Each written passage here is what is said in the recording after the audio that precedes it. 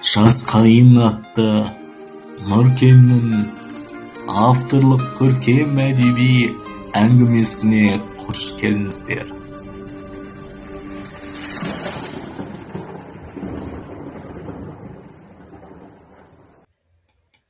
Төртінші бөлім. Соңғы қоңыраудан кейін 10 күн өткен соң 11-ші сынып бітірген түлектер ұлттық бірыңғай тест тапсырады. Сағат тура 8:00. Барлығы есіктің алдында күтіп тұр. 25-ші болып Махаббат кірді, 30-ші болып Қанат кірді. Махаббат 45 ұпай алды. Ендігі кезек Қанатқа келді. Ол 43 ұпай ғана алды. Екеуі де жоғары оқу орнына түсе алмайтындарын білді. Бір-бірін қатты құшақтап жұбатып тұрды. Анашым, сіз ертең менің құжаттарымды педагогикалық колледжге тапсырмай тұрып, қабылдаған шешімді айтайын деп едім. Алмагүл апай, мені сізді анамдай жақсы көріп, қатты сыйлайтынды білесіз. Сіздер Қанат екеуміздің бір-бірімізден ажырай алмайтынымызды да білесіздер.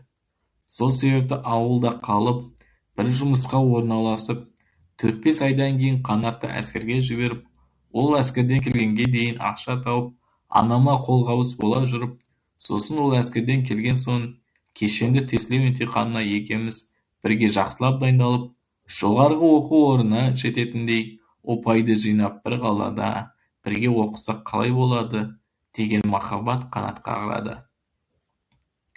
Махаббат, мен сені қатты жақсы көремін, бірақ мен үшін өміріңді өзгертуге тырыспа. Тіпті керегі де жоқ. Біз бір-бірімізді сүйсек те, бірақ әр адамның өзінің жеке өмірі бар. Сен сол өміріңді жалғастыра бер.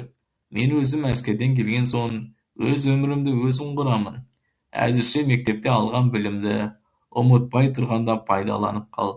Екінші рет оқып, дайындалып, тағы да емтихан тапсырып жүргенше уақытыңды босқа кетірме, жоғалтпа, өмір тез өтіп кетеді, деді.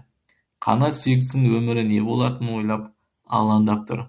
Айгүл қызын қалаға алаңдамай жіберейін десе, қалада ешқандай туысы жоқ. Қымбатшылық қысқан қалада өмір сүру оңай емес белгілі.